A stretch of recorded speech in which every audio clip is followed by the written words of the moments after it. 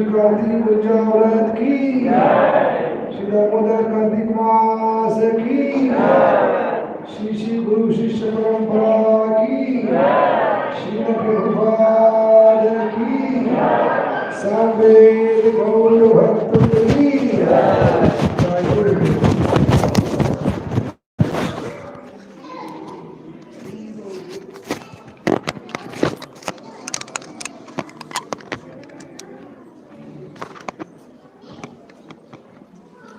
हरे कृष्णा।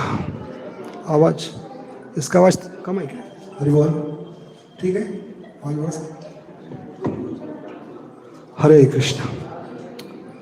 तो सभी उपस्थित भक्तों का हार्दिक स्वागत है। आज हम कार्तिक के इस एकादशी के दिन शुरू करने जा रहे हैं। आज से अगले इस हफ्ते और अगले हफ्ते मिलकर ये भगवान कृष्ण के दामोदर लीला के लीला से साधकों को क्या सीखना है, ये विषय बहुत ही महत्वपूर्ण है। क्योंकि लीला तो हमने बहुत सुनी है, लेकिन लीलाओं से क्या सीखना है ये बहुत ही महत्वपूर्ण है। क्योंकि जब लीलाओं से सीखते हैं तो हमारा भगवान के साथ संबंध गाढ़ा बन जाता है। संबंध जब बनता है तब भक्ति शुरू होती है। संबंध के बाद होती है अभेद्य, अभेद्य के बाद प्रयोजन। इसलिए ये विषय हमने चुना है ताकि हम भक्त लोग भगवान के साथ गाढ़ा संबंध बनाएं। तो विषय है अभी अगले 2 दिन, उसके बाद फिर से अगले हफ्ते सोमवार से शनिवार तक, बीच में 2 तारीख को नहीं होगा और परसों फ्राइडे नहीं होगा। बाकी सब दिन ये विषय आगे चलता रहेगा। दामोदर लीला से साधकों को क्या सीखना है। तो कल हमने जब कथा को विराम दिया था तो हमने सुना कि दामोदर लीला की शुरुआत क्यों हो गई है। लगातार माखन चोरी की शिकायत सुनकर यशोदा माई ने सोचा कि मुझे व्यक्तिगत माखन बनाना होगा। क्यों? इसके 3 कारण आचार्य बताते। शायद घर में जो नौकर इतना मक्खन बना रहे वो प्रेम से नहीं बना रहे, और प्रेम न होने के कारण उस मक्खन बनाने में शायद ये घर का माखन छोड़कर दूसरे घरों में चोरी करने लगा है। तो ये पहला कारण था कि घर के जो नौकर चाकर है वो प्रेम से मक्खन नहीं बना रहे। क्योंकि कोई भी सेवा होती है अगर वो व्यक्तिगत करते हैं तो उसमें प्रेम प्रकट हो सकता है। इसलिए भगवान की हर सेवा व्यक्तिगत होनी चाहिए। समझ गए? ये बताने के लिए यशोदा माई, क्योंकि आचार्य एक बहुत सुंदर तुलना देते हैं कि नर्स भी होती है और माँ भी होती है। लेकिन बच्चे का ध्यान ज़्यादा कौन रखती है, नर्स रखती है या माँ रखती है? क्योंकि नर्स 6 बज गए तो बच्चे को पटक कर चले जाएगी, मेरी ड्यूटी हो गई ख़त्म।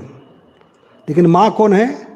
जो रात को बच्चा 1-2 बजे भी मल मूत्र त्यागता है तो उसको साफ करके, उसको सुखा कर, हाँ, सूखे कपड़े पहनाकर खुद गीले कपड़ों से सोती है, उसको माँ कहते। तो ये फर्क है नर्स में और माँ में। समझ गए? ऐसे हम अगर किसी से प्रेम करते हैं तो हमें उनकी व्यक्तिगत सेवा करनी चाहिए। विशेष करके भगवान की जो सेवा होती है वो व्यक्तिगत होती है। क्योंकि प्रेम व्यक्तिगत होता है, सेवा खुद करनी चाहिए। ये परिपक्वता का लक्षण है भक्ति में। What is the sign of maturity? जब हम भगवान की सेवा व्यक्तिगत करते हैं।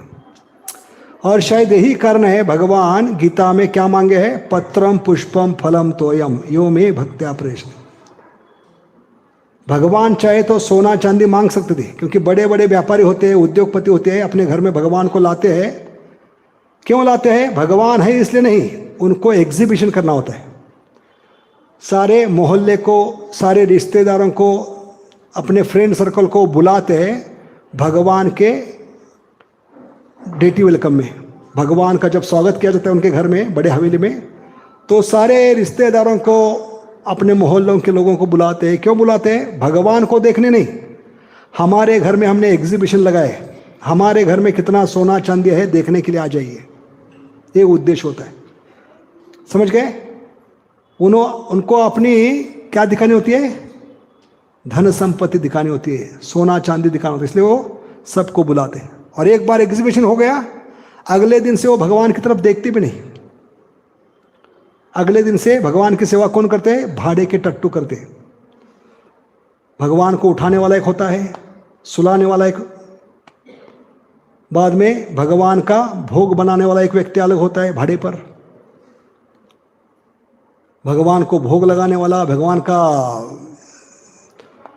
भोग बनाने वाला अलग होता है। इस प्रकार भगवान कहते हैं तुम्हारे कहने पर मैं इतने दूर से आध्यात्मिक जगत से तुम्हारे घर में आया हूं तुम्हारी व्यक्तिगत सेवा स्वीकार करने के लिए, और तूने तो भाड़े के टट्टू लगा दिए यहां पर, समझ गए?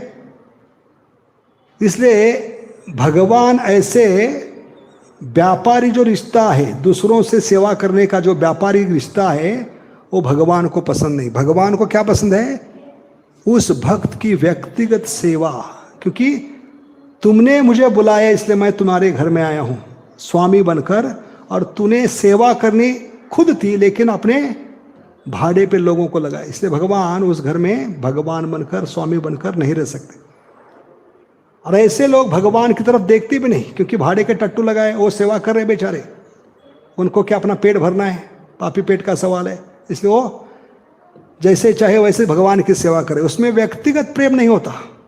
इसलिए ऐसे घर में भगवान ज़्यादा दिन रुकते नहीं। और ऐसे बड़े बड़े उद्योगपति भगवान की तरफ मुड़कर देखते भी नहीं, भगवान की उनको याद भी नहीं आती। कब याद आती है? जब व्यापार में बहुत घाटा होता है, घर में कुछ फूटी कौड़ी नहीं है, बैंक में कुछ फूटी कौड़ी नहीं है, व्यापार में कुछ कौड़ी नहीं है फूटी, तब भगवान आते थे। क्यों याद आते हैं? भगवान है इसलिए नहीं, भगवान पे सोना चांदी चढ़ाया है, वो बेचकर कुछ पैसा आएगा, इस भावना से उनको भगवान याद आते।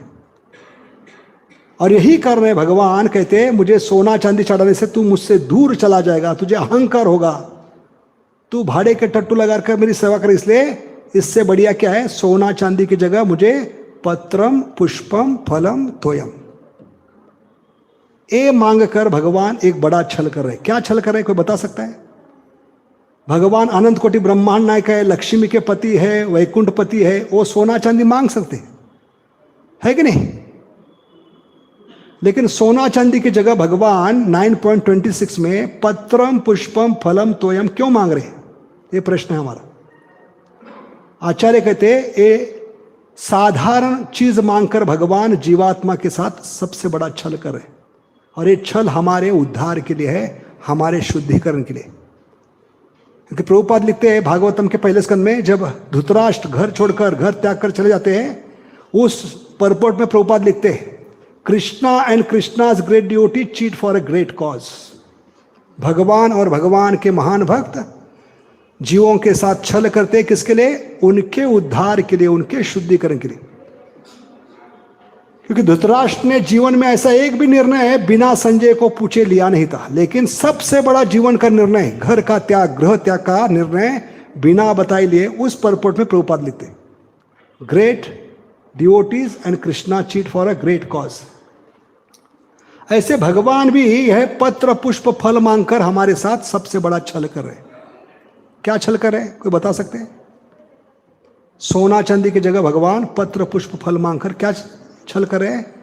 क्योंकि सोना चांदी चढ़ाओगे तो आप मेरे पास लौट कर नहीं आओगे। कभी आओगे? जब घर में फूटी कौड़ी नहीं होगी, व्यापार में फूटी कौड़ी नहीं होगी, बैंक में फूटी कौड़ी नहीं होगी, तो पैसे के लिए यहाँ वहाँ आप तरसोगे, तब आपको याद आएगी। क्यों? मैं भगवान हूँ इसलिए नहीं, मुझ पे जो सोना चांदी चढ़ाए वो बेच कर कुछ पैसा आएगा इसलिए मुझे याद आएगी। तो ऐसा व्यापारी रिश्ता मुझे नहीं चाहिए, मुझे व्यक्तिगत प्रेम चाहिए। इसलिए भगवान ये भावना से जीवात्मा के साथ छल कर रहे, पत्र पुष्प फल और पानी मांगकर। क्योंकि पत्र गर्मी के सीजन में 2-3 घंटे में सूख जाता है, हर 2-3 घंटे के बाद चरण का पत्ता बदलने के लिए हम जाते हैं, और भगवान की कृपा कटाक्ष आप पे हो गई, कारुण्य कटाक्ष हो गई, वो पत्ता चढ़ाने से आपका पत्ता कट कर देंगे वो। समझ गए? इतने होशियार है भगवान। देखिए कितना छल करे, वो जानबूझकर ऐसी चीजें मांग रहे हैं जो 2-3 घंटे में खराब होती है, वो बदलने के लिए आपको बार बार उनके पास जाना पड़ेगा, उनकी कृपा दृष्टियों की कारुण्य कटाक्ष होगा और आपका उद्धार होगा। इतने बड़े छलिया है भगवान। समझ गए? क्योंकि तुलसी का पत्ता 2-3 घंटे में सूख जाएगा। वो बदलने के लिए बार बार दिन में जाओगे, बार बार भगवान की कृपा होगी और आपका शुद्धि करेंगे। फल 1-2 दिन में सड़ जाता है, वो बदलने के लिए आओगे। पानी 2-3 बार बदलते हैं, और दिन में कम से कम 3 बार तो जाती ही है, क्योंकि पापी पेट का सवाल है। 3 बार खाते हैं तो 3 बार प्लेट लेके जाना पड़ेगा। तो सबसे बड़ी आश्चर्य की बात है क्या है, भगवान जब पत्र पुष्प फल मांग रहे हैं, हम कलयुग के जीवों का भगवान पे इतना दिल कैसे आ गया? हम राइस दाल सब्जी क्यों भोग लगा रहे? इतना दिल भगवान पे कैसे आ गया? जबकि जीवात्मा का स्वभाव क्या है? कम से कम भगवान के लिए करना, कम से कम हम भगवान को निपटने का प्रयास करते हैं। जैसे जन्माष्टमी, कोई जन्माष्टमी का डोनेशन मांगने आता है तो 20 रुपए बटवे से निकालने का मतलब है 20 करोड़ दे रहे, ऐसे दिल को लगता है।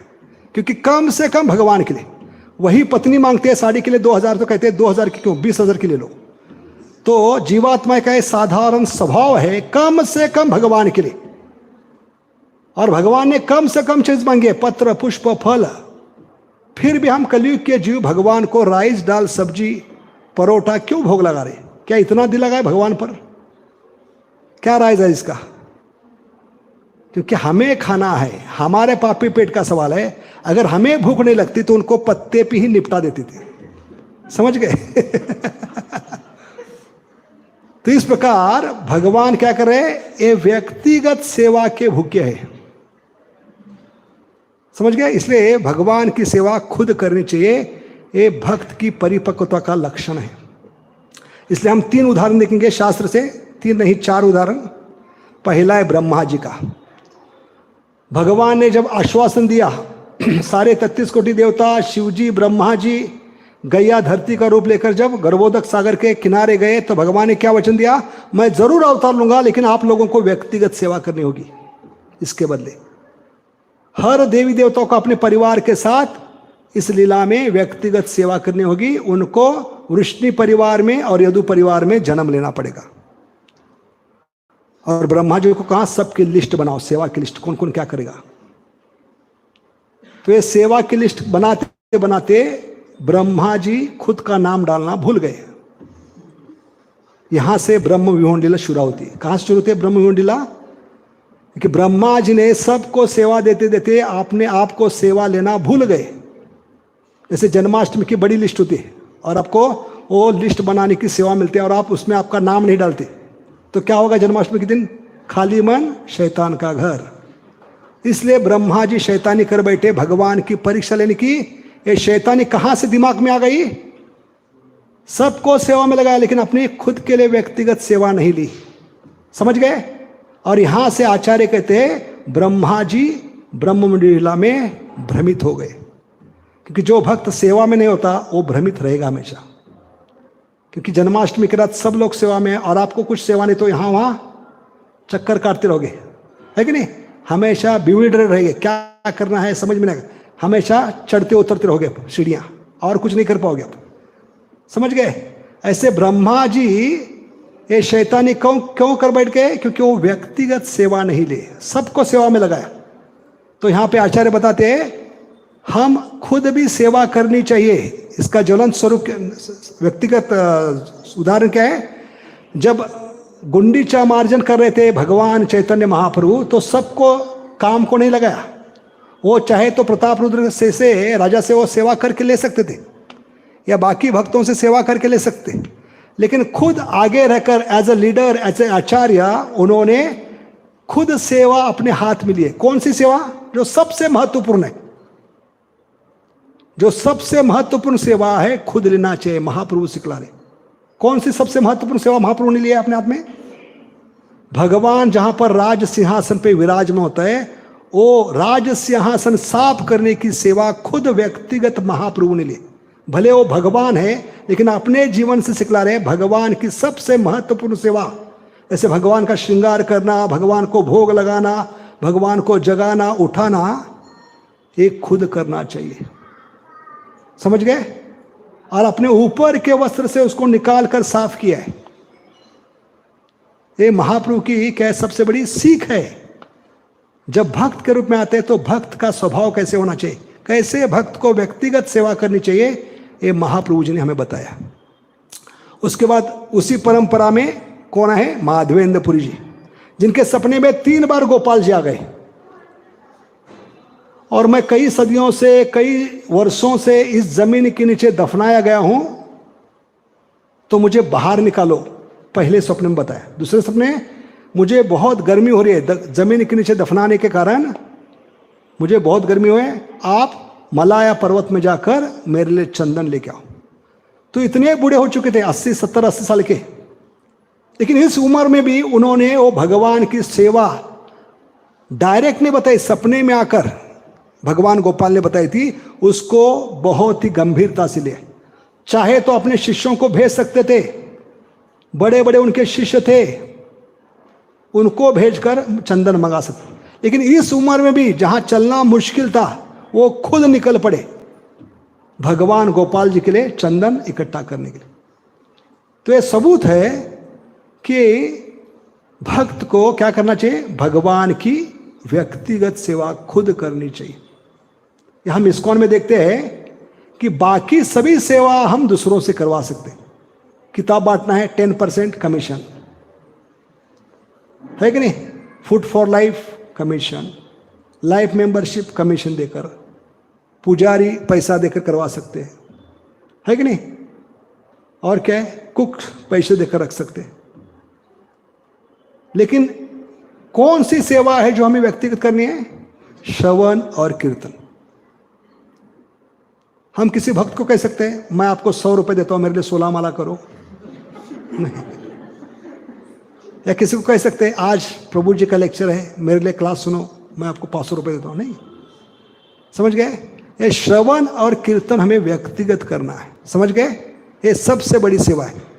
और ये सबसे बड़ी सीख यशोदा माई सिखला रही है कि भगवान के अगर प्रति प्रेम है तो हमें सेवा व्यक्तिगत करनी चाहिए, और इस सेवा में बहुत ध्यानपूर्वक करना चाहिए सेवा। क्यों? क्योंकि ध्यान देना है प्रेम का लक्षण है। Attention to small small details is a sign of love. तो देखते हैं आगे बढ़कर यशोदा माई क्या कर रही है। तो शुरू होता है अभी भागवतम 10वें स्कंद, शुकदेव महाराज के माध्यम से हम और कई आचार्यों की टीकाओं को लेकर हम हर मोड़ पे कुछ यशोदा माई सिखलाने का प्रयास करें। साधक के नाते वो क्या सीख है हमें आज से शुरू करेंगे। भागवतम 10वें स्कंद अध्याय 9 श्लोक क्रमांक 1। श्री शुक उवाच एकदा गृहदासीषु यशोदानंद गेहिनी कर्मांतर नियुक्तासु निर्मंथम स्वयं दधी। श्रीशुक उवाच एकदा गृहदासेषु यशोदानंद गेहिनी कर्मांतर नियुक्तासु निर्मंथम स्वयं दधी। तो कौन करे? शुकदेव महाराज करे। एकदा, हर एक कहानी शुरू होती है वंस अपॉन अ टाइम, ठीक है। एकदा का मतलब है एक बार। क्या हुआ? कहानी शुरू कर सकते, एक बार क्या हुआ, ऐसे हम शुरू करते कहानी। ऐसे एकदा, एकदा का मतलब है कब हुई लीला? एकदा यानी दीपावली के दिन। अभी कल हमने बताया यशोदा माई ने दीपावली का ही दिन क्यों चुना है, क्या कारण बताया हमने, क्या सिखलाने के लिए। आपके घर में कितना भी बड़ा त्योहार हो, फेस्टिवल हो, मंदिर में कितना भी बड़ा उत्सव हो, घर में कितनी भी समस्या हो, आपत्ति हो, संकट हो, सबसे पहली जिम्मेदारी आपकी भगवान के प्रति है। आपको कोई बहाना नहीं देना चाहिए, ये कारण था इसलिए आज जप नहीं हुआ। ये व्यक्तिगत सेवा आपको किसी भी हालत में करनी पड़ेगी, क्योंकि एकमात्र हमने वचन दिया है गुरु महाराज को। दीक्षा के समय क्या दिया वचन? 1 करोड़ मंदिर बनाऊंगा, 10 करोड़ किताबें बांटूंगा। क्या वचन दिया है? 16 माला का ध्यान पूर्वक जप करने का प्रयास करूंगा। ये वचन ही आपको भगवत धाम ले जा सकता है। समझ गए? क्योंकि गुरु महाराज ने उस वचन पे आपको विश्वास दिया है, मैं आपको भगवत धाम ले जाऊंगा। इसलिए गुरु महाराज के प्रति सबसे बड़ी हमारी जिम्मेदारी क्या है? किसी भी हालत में हमें सुबह उठकर, कितना भी बड़ा त्योहार हो, फेस्टिवल हो, कितने भी बिजी हो, कितने भी व्यस्त हो, कोई कारण नहीं चलना चाहिए, कोई बहाना नहीं होना चाहिए। हम बहाना देते क्या? ट्रेन पकड़ना है तो नहीं, मैं थोड़ा लेट उठ गया, मुझे लगा 10 मिनट ट्रेन लेट आएगी। नहीं, आधा घंटे पहले पहुंचते। फ्लाइट पकड़ने के लिए 2 घंटे पहले निकलते, है कि नहीं? थिएटर में 2 घंटे पहले लाइन में खड़े होते, शादी में मुहूर्त के पहले पहुंचते। लेकिन भगवान के बारे में ही हम कितने लापरवाही क्यों हैं? जबकि यह सबसे महत्वपूर्ण कार्य है जो आपको इस भौतिक जगत से बाहर निकाल सकता है, क्योंकि गुरु महाराज ने आपकी जिम्मेदारी ली है इस वचन पर। तो हमें इस पे लापरवाही नहीं होना चाहिए। यशोदा में बतला रही है, कोई बहाना नहीं बताना चाहिए कि आज जन्माष्टमी थी, आज सेवा में मैं माला भूल गई,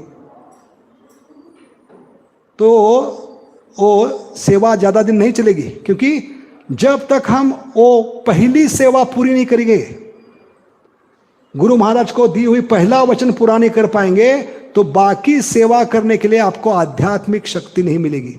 याद रखिए, क्योंकि सेवा न करके गुरु महाराज को जो वचन दिया है, 16 माला का ध्यान पूर्वक जप करूंगा, ये सेवा न करने से आप नाम के प्रति तीसरा अपराध शुरू किए, गुरु की अवज्ञा। इसलिए हमें नाम में रुचि नहीं आ रही है। हमेशा बहाना बताते, आज घर में फेस्टिवल था, आज एक घर में रिश्तेदार आए थे, आज हम गांव गए थे। अरे आपकी जिम्मेदारी है, आपने गुरु महाराज को वचन दिया है, विग्रहों के सामने, अग्नि के सामने हाथ में तुलसी माला लेते हुए सबसे बड़ा वचन दिया है, ध्यान पूर्वक 16 माला जप करने का प्रयास करूंगा, और एक किसी भी हालत में वचन तोड़ना नहीं चाहिए। समझ गए? ये बताने का प्रयास करे यशोदा माई यहां पर। एक कदा का मतलब है दीपावली का दिन हो, लेकिन मैं खुद दीपावली के दिन चुना है। क्यों? साधकों को बताने के लिए कि कितना भी बड़ा त्योहार हो, फेस्टिवल हो, कोई भी कार्य हो, उसके बावजूद सुबह उठकर हमें उस व्यस्त दिन पहली जिम्मेदारी निभाना है, हमारा व्यक्तिगत भगवान के प्रति जो सेवा है। गुरु महाराज को वचन दिया है, हरे कृष्ण कृष्ण कृष्ण हरे हरे, हरे राम हरे। और कभी उठी है? ब्रह्म मुहूर्त में। अभी ब्रह्म मुहूर्त में क्यों उठी है यशोदा मैया आज? क्योंकि एक बार लाला उठ गया, जाग गया, तो कुछ काम करने नहीं देगा। सब माताओं का अनुभव है, एक बार बच्चा उठ गया तो बच्चा रोना शुरू करता है, उसको दूध पिलाना, उसको नहलाना, उसको सजाना, इसमें पूरा समय निकल जाता है, बाकी काम रह जाता है। इसलिए यशोदा मैया सोच रही, आज भी अगर इसके साथ उठूंगी तो कुछ काम नहीं होगा, क्योंकि दिन में इतने काम होंगे। आज दीपावली का दिन है, पूरे ब्रज के लोग मुझे मिलने के लिए आए, क्योंकि वो साधारण स्त्री नहीं है, ब्रज की रानी है, नंद बाबा की पत्नी है। समझ गए? और इतनी सारी मिठाई बनाए हैं, सारे नौकरों को मैंने दूसरे काम में लगाया है, कर्मांतर नियुक्तासु। कौन से कर्म में लगाया था बाकी नौकर चाकरों को? जो अगले दिन इंद्र पूजा थी, क्योंकि आज इस समय गोवर्धन पूजा शुरू नहीं हुई थी अभी तक, क्योंकि 7 साल में भगवान ने गोवर्धन उठाया है। समझ गए? तब तक कौन सी पूजा चल रही थी दीपावली के दिन? इंद्र पूजा। तो उस इंद्र पूजा की तैयारी करने के लिए बाकी नौकरों चाकरों को लगाया है, खुद व्यक्तिगत सेवा ली है। गोपाल चोरी करना बंद करे, क्योंकि ये नौकर चाकर जो बना रहे उसमें प्रेम नहीं। शायद मैं खुद व्यक्तिगत अपने हाथ से बनाऊंगी तो शायद ये चोरी करना बंद करेगा। इस भावना से यशोदा माई बैठी है आज ब्रह्म मुहूर्त में उठकर। ब्रह्म मुहूर्त में क्यों? क्योंकि एक बार लाला उठ गया, गोपाल उठ गया, तो रोना धोना करेगा, उसको दूध पिलाने होगा, फिर नहाना होगा, उसको सहला, इसमें समय चला जाएगा और बाकी काम कुछ नहीं होगा। तो क्या सिखला रही यशोदा माई? हमें भी ब्रह्म मुहूर्त में उठना है, क्योंकि सारा ब्रह्म मुहूर्त में जगत सोया होता है, गोपाल के समान, बच्चे के समान। एक बार भौतिक जगत जाग गया, बच्चे के समान कुछ काम करने नहीं देगा, और सबसे बड़ा काम है जप कभी होगा नहीं। इसलिए ब्रह्म मुहूर्त में एक बार जप नहीं हुआ तो दिन भर जप चलता रहेगा, और इसलिए हमारे जीवन में क्या होती है? चिड़चिड़ाहट होती है, झगड़ालूपन, मन अशांत। ये जप करने के बाद भी क्यों होता है? क्योंकि हम यशोदा माई से सीख नहीं रहे। यशोदा माई क्या सिखला रही है? एक बार गोपाल उठ गया तो मुझे कुछ काम करने नहीं देगा। से हमें क्या सीखना है? एक बार भौतिक जगत जाग गया तो सारे आवाज शुरू होते, गाड़ी का हॉर्न, टीवी का आवाज, रेडियो का आवाज, घर में बाथरूम में टैप का आवाज है कि नहीं, मोबाइल का आवाज, सब आवाज शुरू होते। इस आवाज में हमें सुनाई नहीं देगा 16 शब्द। इसलिए हमें भौतिक जगत जागने से पहले सुबह उठकर क्या करना है?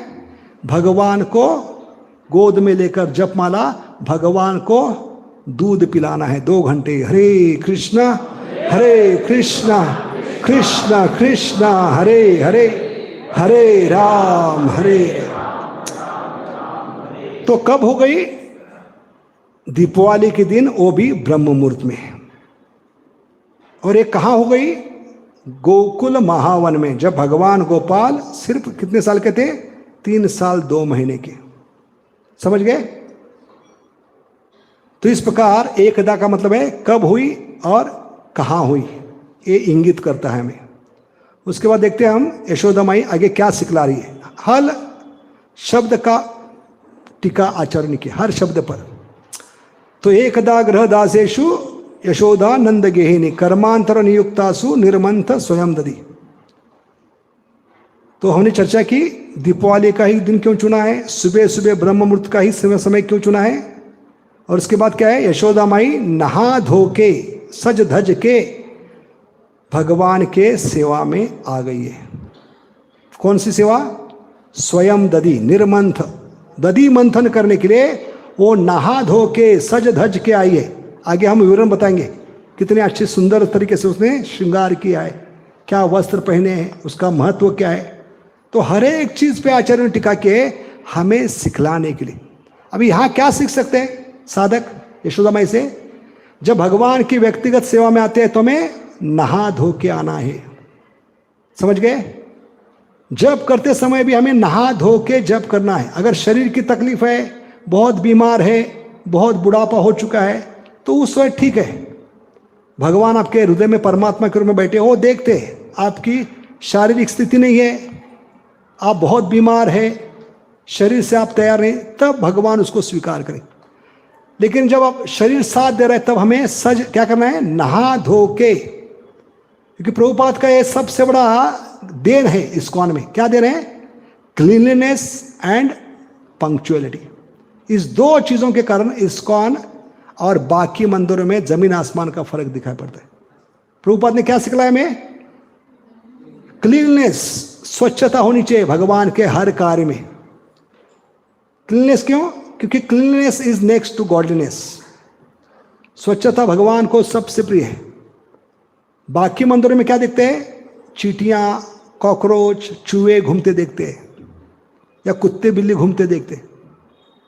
इसलिए लोग मंदिर जाने के लिए तिरस्कार करते हैं। क्यों? इतनी गंदगी है। लेकिन इस्कॉन में क्या देखते हैं? ये प्रभुपाद का स्टैंडर्ड है कि भगवान की हर सेवा उसमें क्या होना चाहिए? स्वच्छता होनी चाहिए। मोदी जी ने तो अभी शुरू किया है स्वच्छ भारत, लेकिन प्रभुपाद ने 50 साल पहले शुरू किया है स्वच्छ भारत। समझ गए? क्लीनलीनेस और पंक्चुअलिटी का मतलब क्या है? हर भोग, हर आरती समय पे होना चाहिए। कई लोग तो अपनी घड़ी लगाते हैं इस्कॉन के शंख को सुनकर, सुबह सुबह 4:30 बज गए, है कि नहीं? इतना पंक्चुअल रखा है। इस 2 कारण इस्कॉन बाकी मंदिरों से अलग है, हट के है। क्यों? क्योंकि ये 2 चीज प्रभुपाद ने हमें दी है। और यहाँ पे ये यशोदा माई सिखला रही कि भगवान की हर सेवा में हमें क्या करना है? नहा धो के। क्योंकि जितना शरीर स्वच्छ होगा उतना मन उत्साहित होगा सेवा करने के लिए। समझ गए? आंखें मलते हुए आएंगे, नींद से आएंगे, तो मन कहाँ लगेगा, है कि नहीं? इसलिए भगवान की सेवा में आते हैं, मंदिर में आते हैं, तो हमें नहा धो के। तो सुबह सुबह नहाना बहुत कठिन है, लेकिन प्रेम है तो हमें करना होगा। समझ गए? क्योंकि हम भगवान को क्या बता रहे हैं? हमें तुमसे कितना प्यार है। उस प्यार के लिए हम नींद भी गवा देंगे, सुबह सुबह ठंडे से पानी से नहाएंगे, और आपके सामने सुबह सुबह नाचेंगे भी। अभी सुबह सुबह कौन मूर्ख लोग नाचते हैं 4:30 बजे? इसलिए कई बम्बई में लोग पूछते हैं आप लोग कौन सी नशा करते हो? हम 4-4 बोतल लगाते, हाथ पर उठते नहीं। गर्भा में हाँ, गणपति विसर्जन में, शादी की पार्टियों में, दुर्गा विसर्जन में हम 4-4 बॉटल लगाते, लेकिन हमारे हाथ पर उठते नहीं। लेकिन आप लोग सुबह सुबह कैसे डांस करते हो? भौतिक जगत में आदमी पीने के बाद घर वाले क्या कहते हैं, इतना पिए खड़े है, उसके नशा उतरने के लिए सुबह सुबह 1 बकेट उसके शरीर पे ठंडा पानी डालते तो नशा उतरते। लेकिन आप लोगों को उल्टा है, सुबह सुबह ठंडे पानी से आपकी नशा चढ़ती है। सुबह सुबह 4 बजे ठंडे पानी से नहाते हो और 4:30 बजे नाचते होते हो। तो कौन सी नशा है आपके पास, है कि नहीं? अरे नशा है, प्रभुपाद कहते हैं एक ही नशा है, हरे कृष्णा कृष्ण कृष्ण हरे हरे, हरे राम राम राम। इसलिए प्रभुपाद का एक कोट है, drink more and become more drunkard. क्या कहते प्रभुपाद? हाँ, ज्यादा नशा करो। कौन सी? दारू की नहीं, हरिनाम की नशा करो, ये कभी उतरेगी नहीं। समझ गए?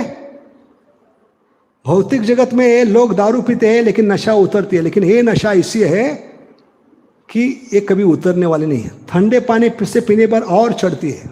समझ गए? इसे सुबह सुबह गाते हुए हरि बोल, यही है अल्टीमेट गोल, है कि नहीं? तो ये क्यों होता है? क्योंकि एक आध्यात्मिक शक्ति प्राप्त होती है। सुबह सुबह जब भगवान के लिए इतना बड़ा त्याग करते हैं, बलिदान करते हैं, नींद गवाकर, ठंडे पानी से नहाकर भगवान का दर्शन करने के लिए आते हैं, तो आध्यात्मिक संचार होता है और सेवा करने की इच्छा होती है। इसलिए हमें भगवान की व्यक्तिगत सेवा में क्या करना है? ये यशोदा माई सिखला रही, नहा धो के सज धज कर। सज धज कर क्यों? क्योंकि आप भगवान को नहीं देख पाएंगे, लेकिन भगवान आपको देख पाएंगे। हमारी चमड़ी की आंखों से हम क्या भगवान को देख सकते हैं? नहीं। कई अभक्तों को अहंकार होता है। क्या कहते हैं? भगवान को दिखाओ तो भगवान को स्वीकार करें। तो ऐसे अभक्तों को भगवान चैलेंज करते हैं, बेटा तुम्हारे आंखों के ऊपर, बिल्कुल आंखों के ऊपर क्या बिठाए? मैंने बाल बिठाए, सफेद या काले उम्र के हिसाब से। वो पहले देख के दिखाओ, बाद में मुझे देखने का प्रयास करो। देख सकते हैं? बिल्कुल आंखों के ऊपर बैठे बाल, आईब्रोज देख सकते हैं? और चले हम भगवान को देखने के लिए। इसलिए देखने वाले वो है, इसलिए हमें उनको प्रसन्नता मिले, इसलिए हम सज धज कराना चाहिए भगवान के खुशी के लिए, लोगों को दिखाने के लिए नहीं। गोपियां क्यों सस्ती थी? भगवान खुश हो। गोपियों की सुंदरता देखकर भगवान की खुशी बढ़ती है, भगवान की खुशी बढ़ती देखकर गोपियों की सुंदरता और बढ़ती है, और सुंदरता बढ़ती है तो और भगवान खुश होते हैं। इसलिए भगवान की सुंदरता हर क्षण बढ़ती जाती है। इसलिए भगवान का नाम है नव यौवनम च। क्या नाम है? एक बार द्वारका में खुद फर्श को देख रहे थे, फर्श में देख रहे थे, तो देखते देखते हर क्षण सुंदरता बढ़ने लगी। भगवान खुद अपने आप को पहचान नहीं पाए कि इतना सुंदर व्यक्ति कौन है। इसका कारण क्या है? क्योंकि गोपियां सजती है, धजती है खुद के लिए नहीं, भगवान को खुशी मिली। समझ गए? और भगवान को जब खुशी मिलती है तो आत्मा को संतुष्टि मिलती है। समझ गए? इसलिए भगवान के लिए जितना करोगे, जैसे भगवान का श्रृंगार अच्छा करोगे तो आपकी चेहरे की सुंदरता बढ़ेगी। भगवान के बर्तन अगर अच्छी तरह से चमकाओगे तो आपका दिल चमकेगा। समझ गए? ये रहस्य है। चेहरे पे खुशी कभी आएगी, तेज कभी आएगा, जितना भगवान के लिए हम व्यक्तिगत सेवा करेंगे, बड़े प्रेम से करेंगे और भगवान के खुशी के लिए सज धज कराएंगे। समझ गए? इसलिए भक्त लोग भी सजते धजते, क्यों? क्योंकि भगवान को खुशी देने के लिए। इसलिए भगवान खुश हो, इसलिए यशोदा माई नहा धाकर सज धज कर भगवान की सेवा में आई। कौन सी सेवा में? निर्मंथम स्वयं दधी। उसके बाद हमने जैसे बताया कर्मांतर नियुक्त, उसका मतलब है अगले दिन इंद्र पूजा थी, उसकी तैयारी करने के लिए बाकी सभी लोगों को काम में लगाया था। माँ ने दास दासियों को काम का लगाया था, जबकि गोपाल ने 2 लोगों को काम लगाया था।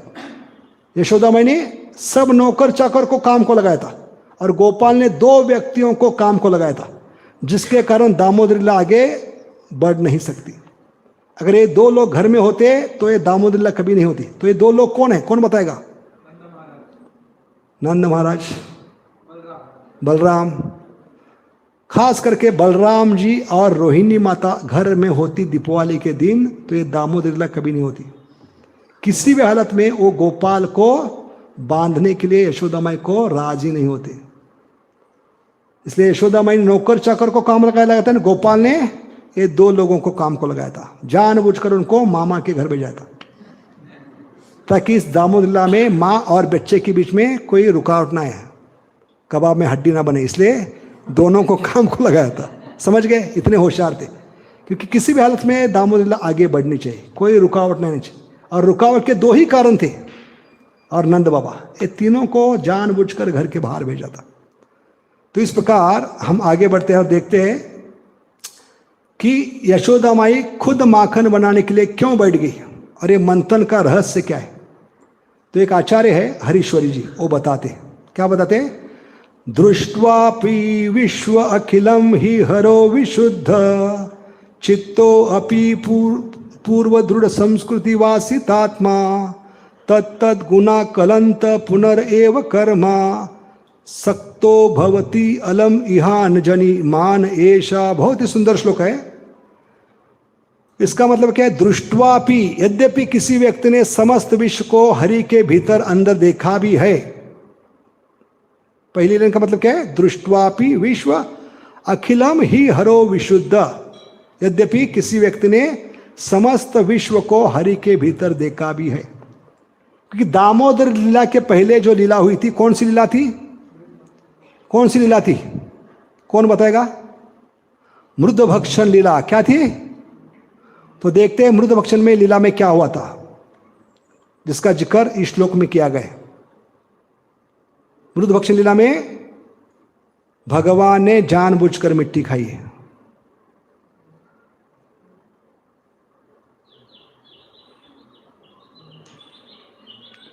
हरे कृष्ण हरे कृष्ण कृष्ण कृष्ण हरे हरे, हरे राम राम। तो इसमें देखेंगे आचार्य क्या करे कि दामोदर लीला के पहले एक दिन जो लीला हुई थी, वो क्या लीला थी? मृद भक्षण की लीला। इसका बहुत गहरा संबंध है दामोदर लीला से, ये हमें समझना चाहिए। दामोदर लीला क्यों हुई है, इसके पीछे की कहानी क्या है? मृद भक्षण लीला। समझ गए?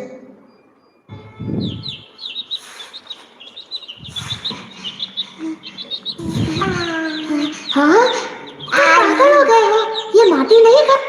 तो बलराम जी ने आज पार्टी चेंज कर दी, क्योंकि बलराम जी एकमात्र है जो पांचों रसों में आदान प्रदान करते। हम जीवात्मा मैक्सिमम कितने रस में आदान प्रदान कर सकते हैं भगवान के साथ? एक रस में। दो रस भी एक साथ आते हैं तो घर में उत्पात मचता है। गृहस्थ आश्रम में ऐसे, गृहस्थ आश्रम में दो रस साथ में चलते हैं, माता पिता के साथ वात्सल्य रस और पत्नी के साथ माधुरी रस। तो हर घर में एक कहानी है, घर घर की कहानी। जब माता पिता के प्रति वात्सल्य प्रेम बढ़ता है तो पत्नी कहते हैं मायके चली जाऊंगी, बैठो अपने माता पिता के साथ प्रेम करते हुए, है कि नहीं? और पत्नी के साथ प्रेम बढ़ता है तो माता पिता नाराज होते। तो दो रस भी एक साथ नहीं चल सकते गृहस्थ आश्रम।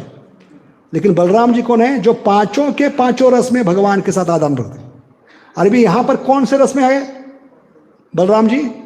वात्सल्य। क्योंकि माता पिता ही बच्चों को मट्टी खाने से रोकते, इसलिए माता पिता के नाते वात्सल्य प्रेम आकर बलराम जी किसको रोक रहे? छोटे मियाँ को।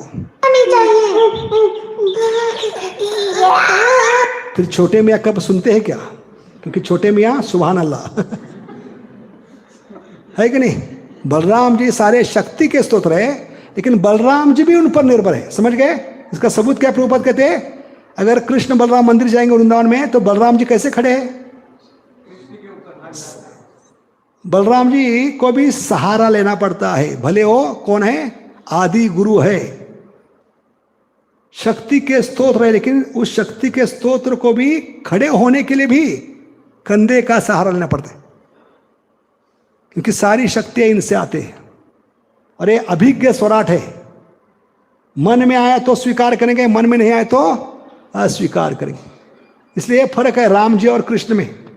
राम जी ने पूरा जीवन वचन निभाने में बिताया, प्राण जाए पर वचन न जाए, इसलिए लोगों को बहुत प्रिय है। ये कभी वचन तोड़ते नहीं, लेकिन इनका भरोसा नहीं।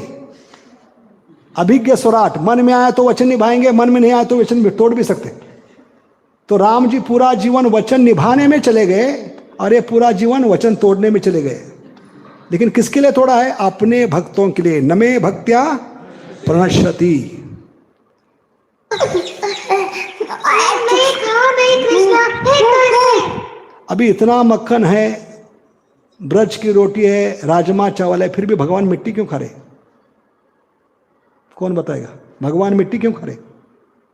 मिट्टी खाने की नौबत क्यों आई? क्योंकि घर में इतना माल है, 9 लाख गई है, दूध दही मक्खन की कमी थी। पूरे ब्रज के राजा है, उनके घर में चावल अनाज कमी था। मिट्टी क्यों खाई भगवान ने? क्योंकि भगवान सोच रहे थे ब्रजवासियों का तो उद्धार ऐसे ही होगा मेरे कारण, लेकिन बाकी लोगों का उद्धार करने के लिए मुझे उनको ब्रज की रज खिलानी पड़ेगी। ब्रजवासियों के चरणों की रज जब बाकी ब्रज के बाहर के लोग स्वीकार करेंगे तब उसका उद्धार हो सकता है।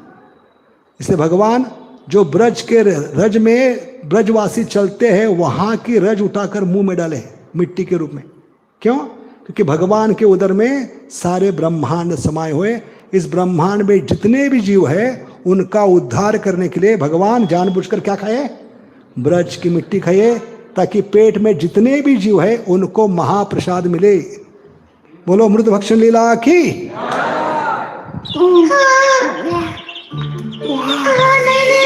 नहीं, अगर तुमने माटी खाई तो मैया बड़ी प्रसन्न। तो इसको रोकना मेरे बस की बात नहीं, इसलिए डायरेक्ट सुप्रीम कोर्ट में लेके गए। सुप्रीम जज कौन है? यशोदा माई। चलो चलो मैया के पास। और डायरेक्ट जाकर पहले कहा मैंने कुछ नहीं किया, करने वाली है करता धरता बैंगन का भरता ही है। कुछ नहीं किया। तुमने क्या नहीं किया? मैंने उसे मना किया था पर फिर भी उसने खा लिया। क्या खाया? माटी। क्या ये सत्य है? क्या तो माता को बड़ा धक्का लगा। मैं उसको होम स्कूलिंग कर रहा हूँ, लेकिन इतना बच्चा बिगड़ क्यों रहा है? खाने के लिए इतने आइटम रखे हैं, लेकिन ये मिट्टी क्यों खा रहा है? इसलिए माँ चकरा गई। इसलिए कहा तोंड खोलो, मुंह खोलो। लेकिन ये मुंह खोलने के लिए तैयार नहीं। क्यों नहीं खोल रहे? क्योंकि मुंह खोलेंगे तो पोत खोल जाएगी। समझ गए? इतने क्या है, होशियार है। तुमने माटी खाई? झूठ बोल रहा है, इसका मुंह तो देखो। तो माँ ने उपाय ढूंढा, खुद जाकर वो देखना चाहती थी। मेरे लाल, मेरे कृष्णा, देखो तो तुम्हारा भाई कितना चिंतित हो रहा है। तुमने माटी क्यों खाई पुत्र? अभी क्या कर रहे? ऊ बोल सकते, क्यों बोल क्यों नहीं रहे? बोलेंगे तो मुंह खुलेगा, और अपने आप इतने होशियार है। क्या इसने सच में माटी खाई है बलराम? हाँ। सत्य का पता लगाने का एक ही तरीका है। कृष्णा, यदि तुम सत्य बोल रहे हो तो अपना मुंह खोलो और हमें देखने दो।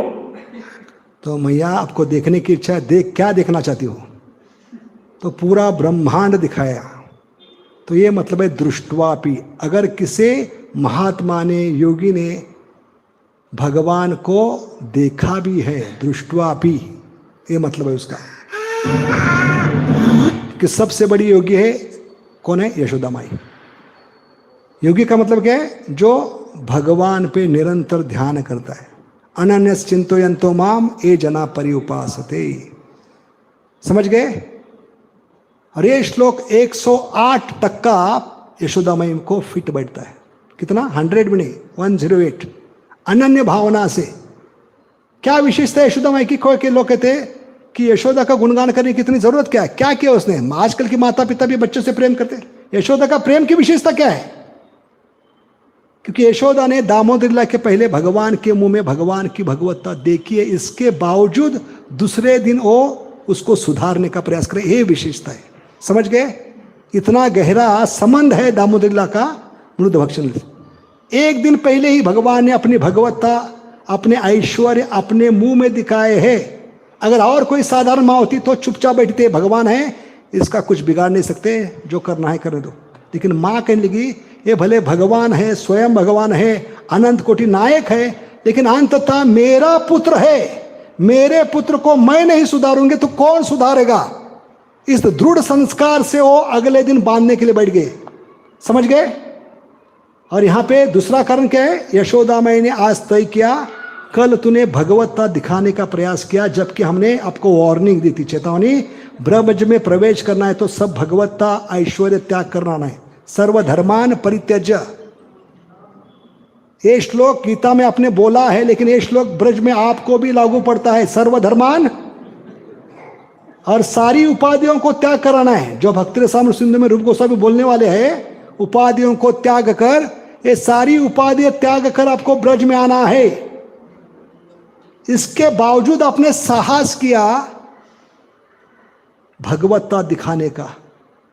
तब मां ने तय किया, कल दामोदर लीला में तुम्हारी एक एक भगवत्ता निकाल कर नहीं रखूंगी, ऐश्वर्य निकाल कर नहीं रखूंगी, तो मेरा नाम भी यशोदा नहीं होगा।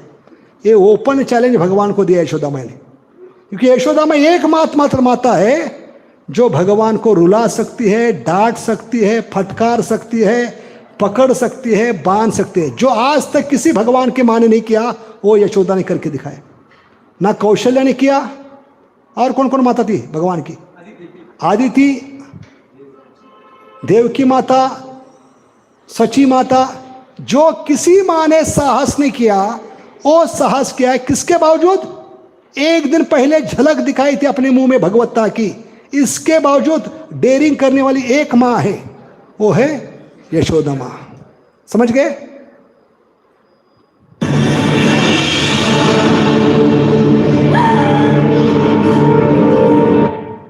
क्या बताया हमने? एक विशेष टीवी था। इस टीवी का नाम क्या था? सैमसंग नहीं, श्याम संग। श्याम का संग कर रहे हैं, अपने पुत्र का संग करे, अपने बच्चे के मुख में देकर। अनोखा टीवी है जिसमें खुद यशोदा माई अपने आप को देख रही। सारे ब्रह्मांड, सारे सृष्टि, भारतवर्ष में छोटा सा ब्रज, ब्रज में छोटा सा गोकुल महावन, गोकुल महावन में छोटा सा नंद बाबा का आंगन, उस आंगन में पिक्चर विद इन पिक्चर। ये और कोई टीवी कंपनी नहीं बना सकती, किसका साहस नहीं। भगवान जब बनाते तो अद्भुत टीवी बनाते हैं, सैमसंग नहीं, श्याम संग। समझ गए?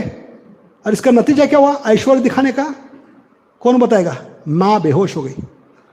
इसलिए इस दिन भगवान ने तय किया, इसके बाद ब्रज में कभी भी मैं ये दुस्साहस नहीं करूंगा ऐश्वर्य दिखाने का।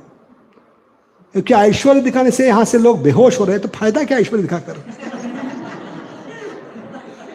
ऐश्वर्य किसको दिखाते हैं? लोग इंप्रेस हो, यहां तो बेहोश हो रहे, फायदा क्या है? तो इस लीला के बाद भगवान ने एक बार भी ब्रज में साहस नहीं किया ऐश्वर्य दिखाने का। इसलिए हर लीला में भगवान ऐश्वर्य को छुपाए हैं, क्योंकि ब्रज का प्रेम कितना गाढ़ा है? मक्खन के गोले के समान।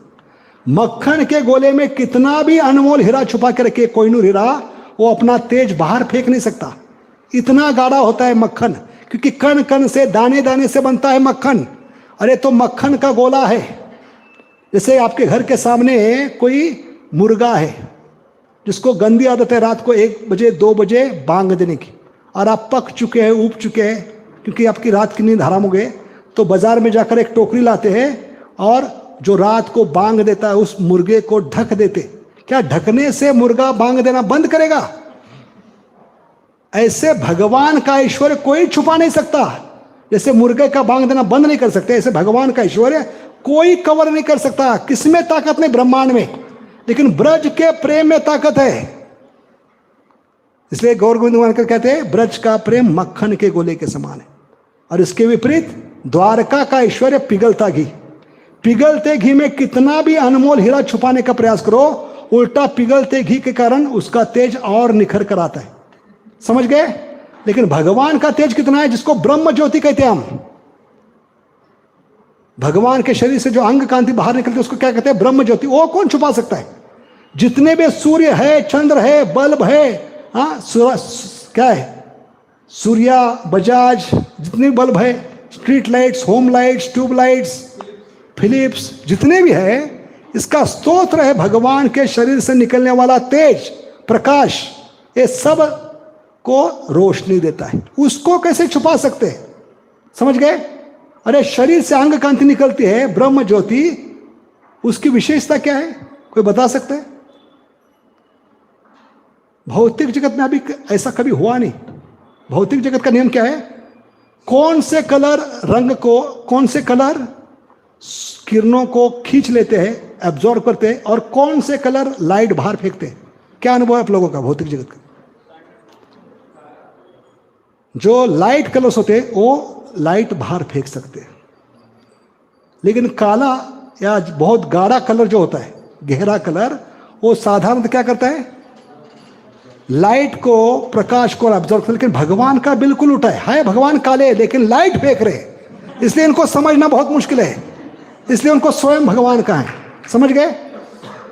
हाय श्याम वर्ण लेकिन लाइट फेंक रहे, इसलिए यद मुह्यंती ही सूर्या, इनको समझना बहुत मुश्किल है। बड़े बड़े चकरा जाएंगे। नमे विदु सुरगना, है मैं गाढ़ा कलर का है मेरा, लेकिन मैं लाइट फेंक सकता हूं। इसलिए भगवान कृष्ण को समझना, गोपाल को समझना, ये बड़े बड़े चकरा जाएंगे, देवी देवता चकरा जाएंगे। क्योंकि साधारणतः भौतिक जगत का अनुभव क्या है? काला कलर, गाढ़ा कलर लाइट को खींचता है, और ये बाहर फेंक रहे, इनको समझना बहुत मुश्किल है। लेकिन ये ऐश्वर्य देकर यशोदा मैंने क्या तय किया कि मुझे आपने चैलेंज किया है। मैंने बताने के बाद भी ब्रज में आपने पहली बार ये दुस्साहस किया है भगवत्ता दिखाने का, अपना ऐश्वर्य। कल दामोदरला में एक एक भगवत्ता निकाल के रखूंगी, नहीं तो मेरा नाम यशोदा। इसलिए आचार्य टीका करते हैं, नरसिंह उपतत्वनि में एक श्लोक आता है भगवान के बारे में, उग्रम वीरम महाविष्णु ज्वलंतम सर्वतो, नरसिंह उपतत्वनि में। तो उसको लेकर आचार्य टीका करते हैं कि भगवान की एक एक उपाधि यशोदा माई ने कैसे निकाली है इस दामोदर लीला में। क्योंकि भगवान ने पिछले दिन क्या कहता बुद्ध भक्षण लीला में, जानबूझकर यशोदा माई को खुन्नस की थी, चैलेंज किया था। यशोदा माई ने कहा था ब्रज में आना है तो सारी उपाधियां, सारी भगवत्ता, सारा ऐश्वर्य त्याग कराना है। फिर भी इसके बावजूद तूने साहस किया है अपने मुंह में अपना ऐश्वर्य भगवत्ता दिखाने का, आज तेरी भगवत्ता निकाल के रखूंगा। तो इस श्लोक को लेकर आचार्य टीका करते हैं, उग्रम वीरम। उग्र का मतलब क्या है? बहुत ही क्रोध अवस्था में होते हैं भगवान। किस अवतार में? नरसिंह। एक भगवान कृष्ण का अवतार है नरसिंह। कितने क्रोध थे?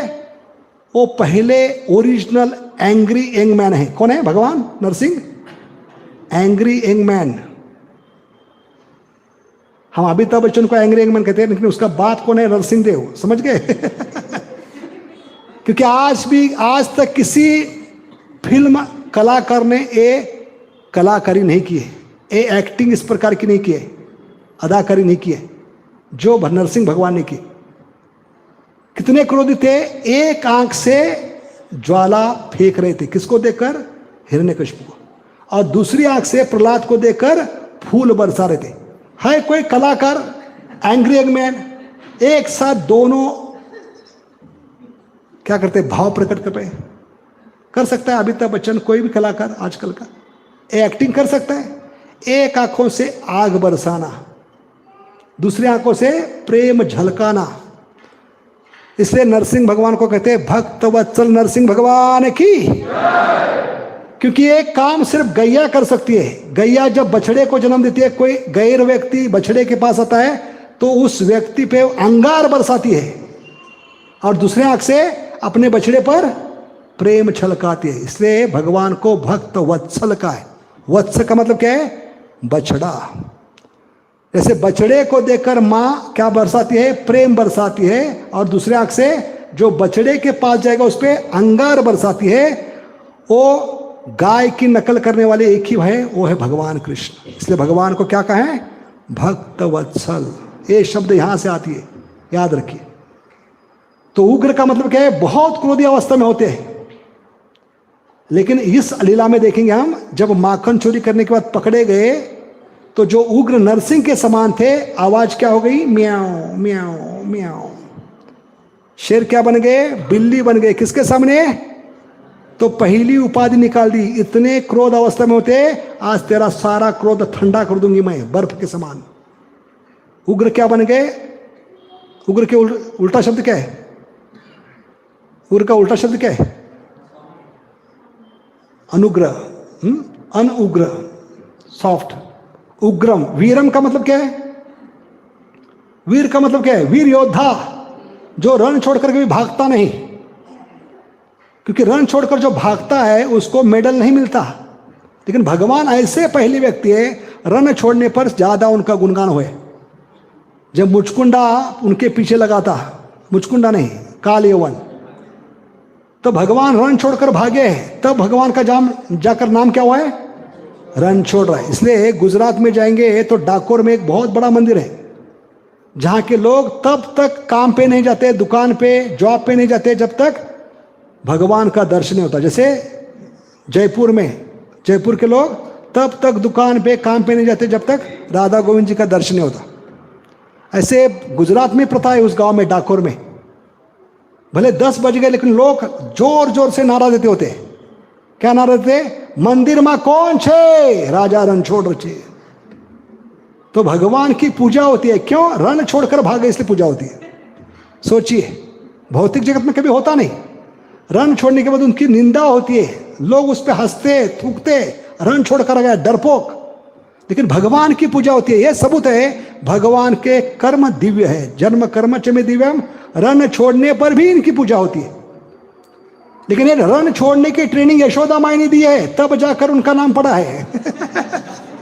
समझ गए, नामकरण तो काल यौवन ने किया लेकिन ट्रेनिंग यशोदा माई ने दी है दामोदर लीला में।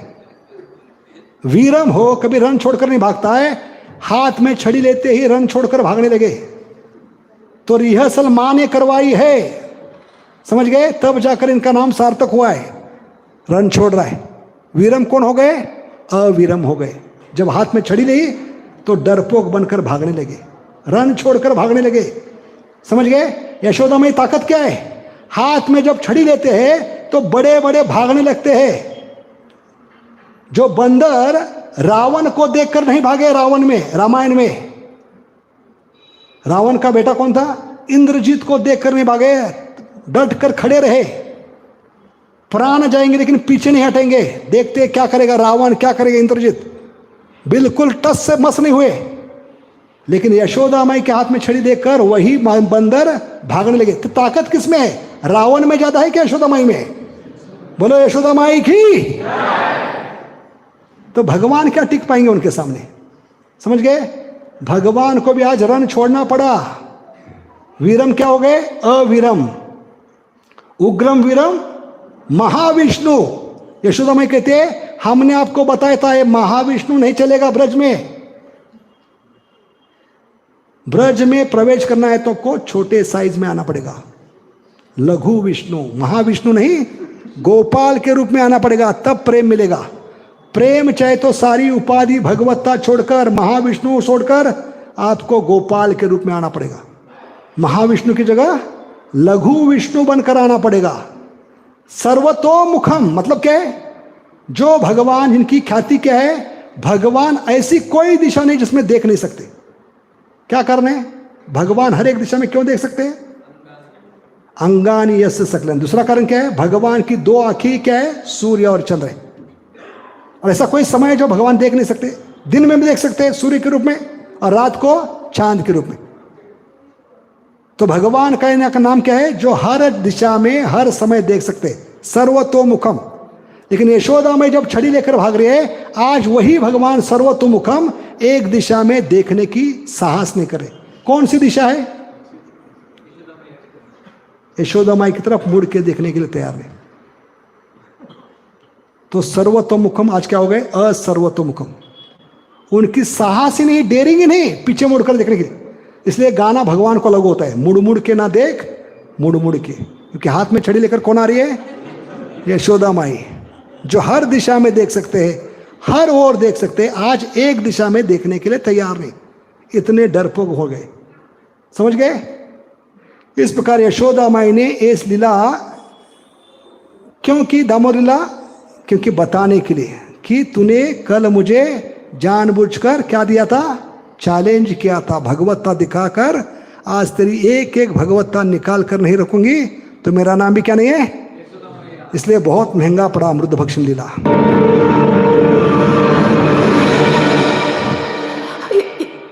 ये असंभव है।